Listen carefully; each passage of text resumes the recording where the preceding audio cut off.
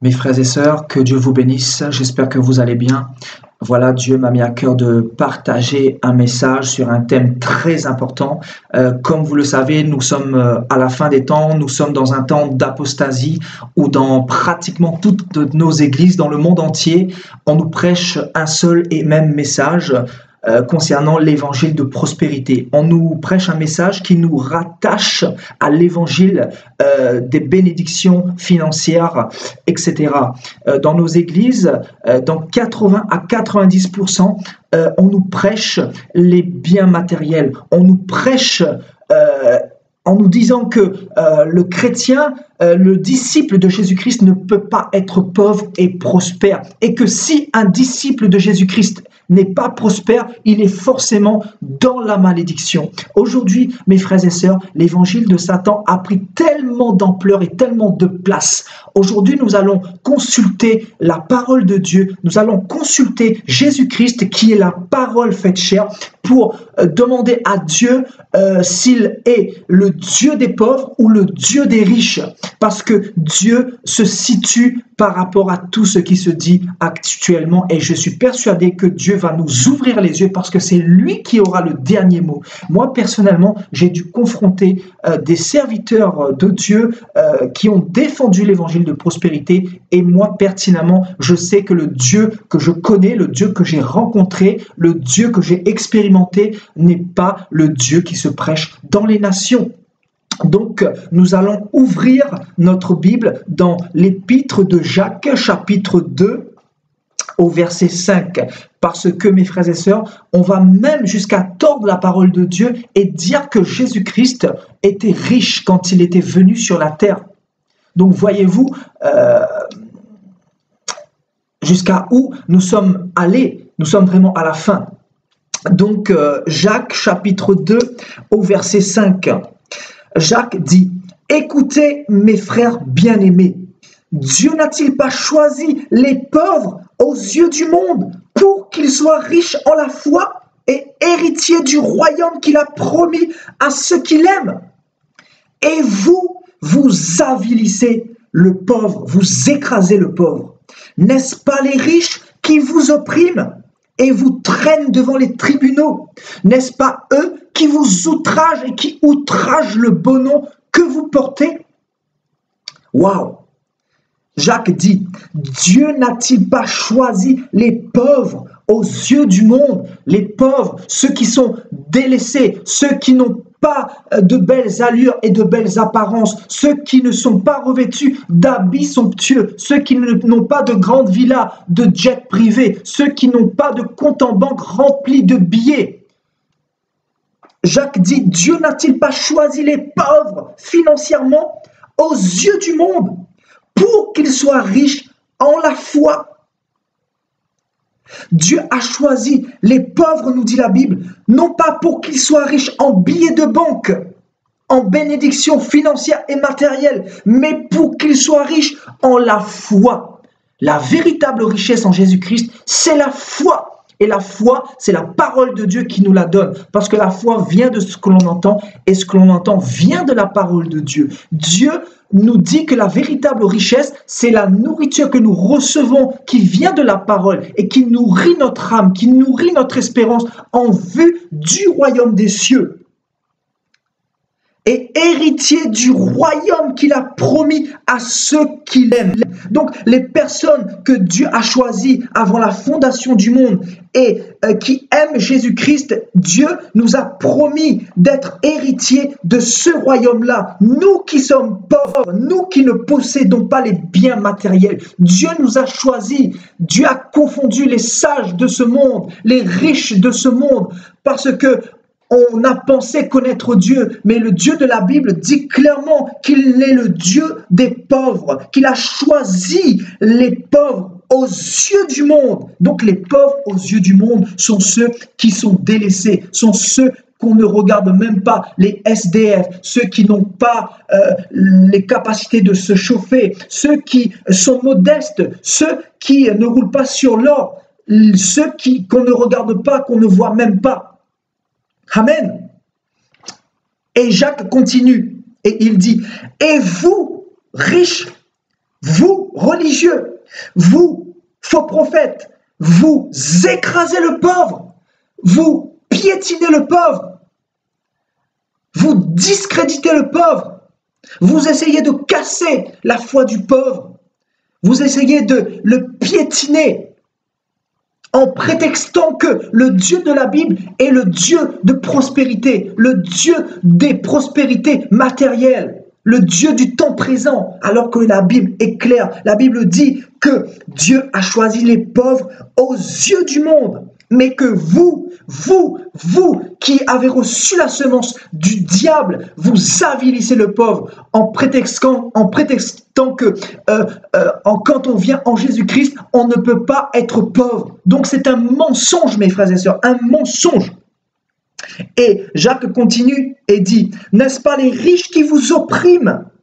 N'est-ce pas les riches qui vous écrasent et qui vous traînent devant les tribunaux? N'est-ce pas eux qui outragent le beau nom que vous portez, notamment le nom de Jésus-Christ? Frères et sœurs, c'est un passage puissant qui nous montre clairement que Dieu n'est pas le Dieu des riches. Dieu aime les riches, bien évidemment, mais Dieu n'approuve pas le comportement des riches parce qu'ils sont orgueilleux. Et Dieu n'est pas le Dieu des orgueilleux. La Bible dit que Dieu est le Père des pauvres et des orphelins. Le Père qui est le Dieu des délaissés, de ceux qu'on ne regarde pas, comme Jésus-Christ qui était venu dans ce monde et qui n'avait rien pour plaire, qui n'avait rien pour attirer l'attention, nous dit le livre d'Ésaïe. Nous allons tourner la page, nous allons partir dans Jacques chapitre 5.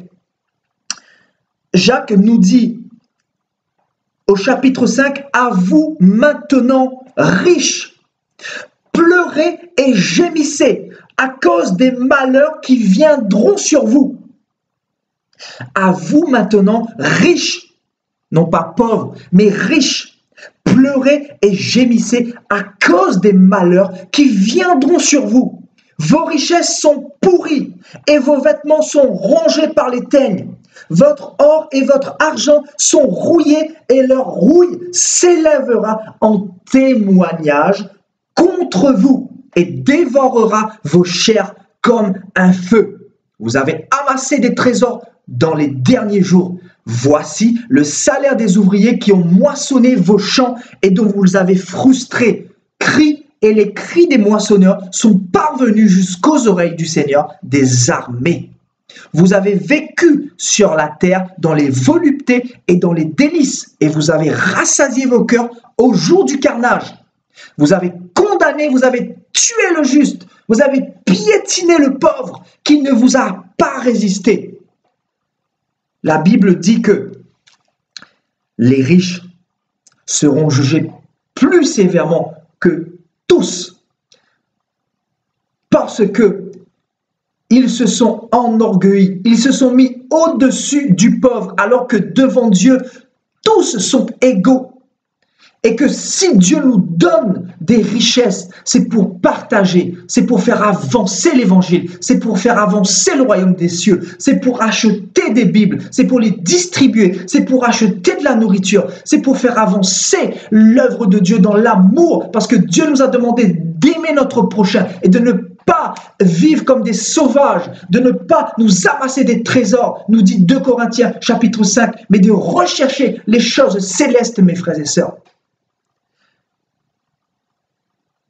Donc ce passage est clair, net et précis. La Bible dit, vos richesses sont pourries et vos vêtements sont rongés par les teignes. Vos beaux vêtements somptueux, vos habits de marque Chanel, Louis Vuitton, Dolce Gabbana, etc. Toutes les marques que vous portez, toutes ces choses-là s'élèveront contre vous. Parce que vous avez mis votre espérance dans ces choses-là, qui sont des vanités aux yeux de Dieu. Parce que le Dieu de la Bible n'est pas le Dieu des choses éphémères. Il est au-dessus de toutes ces choses-là. Et la véritable richesse, nous dit la parole de Dieu, c'est la foi en notre Seigneur. C'est la foi, c'est la parole de Dieu qui nous donne l'espérance de la vie éternelle. Parce que la véritable richesse, c'est la vie éternelle, c'est le royaume des cieux, nous dit la Bible. Amen. Nous allons partir dans Matthieu chapitre 19. Pour terminer, nous allons voir ce que le Seigneur Jésus lui-même nous dit dans ce chapitre. Chapitre 19, verset 24. Écoutez bien, mes frères et sœurs. On va lire à partir du verset 23. Jésus dit à ses disciples, « Je vous le dis en vérité, un riche entrera difficilement dans le royaume des cieux. » Difficilement, ce n'est pas moi qui le dis, mais c'est Jésus-Christ. Et vous, faux prophètes, vous demandez aux chrétiens de donner pour être riches, pour être en abondance, dans les abondances financières, etc. Comment osez-vous aller à l'encontre de la parole de Dieu, à l'encontre de ce que Jésus-Christ a proclamé dans sa parole? Tout passeront, mais la parole de Dieu ne passera jamais. Nous devons nous repentir. Et là, Jésus-Christ dit au verset 24, « Je vous le dis encore, il est plus facile, écoutez bien, à un chameau de passer par le trou d'une aiguille, qu'à un riche d'entrer dans le royaume des cieux. » Waouh, je vous laisse méditer là-dessus. Le Seigneur l'a dit, il est plus facile à un chameau de passer par le trou d'une aiguille qu'à un riche de rentrer dans le royaume des cieux. Et croyez-le ou pas, d'un point de vue humain, un chameau ne pourra certainement pas rentrer par le trou d'une aiguille. Mais Dieu, s'il l'a dit, c'est que cela est possible. D'un raisonnement humain, nous ne pouvons pas le comprendre, mais Dieu peut y arriver. Parce que là, le Seigneur est en train de nous dire que il sera plus facile de faire passer un chameau qui fait 4-5 tonnes par le trou d'une aiguille que de faire rentrer un riche dans le royaume des cieux. Parce que le riche se contente de ce qu'il a et il pense qu'il n'a pas besoin de Dieu. Il pense que suivre Dieu, c'est être multimillionnaire, c'est avoir des richesses, c'est s'amasser des trésors. Et le Seigneur est clair et net. Le Seigneur nous montre qu'il n'est pas le Dieu des riches. Le Seigneur nous pousse à partager tout ce qu'il nous donne ou tout ce que le monde nous a donné, parce que les choses de la terre sont passagères, mes frères et sœurs, sont passagères, mes frères et sœurs. Pour finir, nous pouvons aller dans 2 Corinthiens chapitre 5.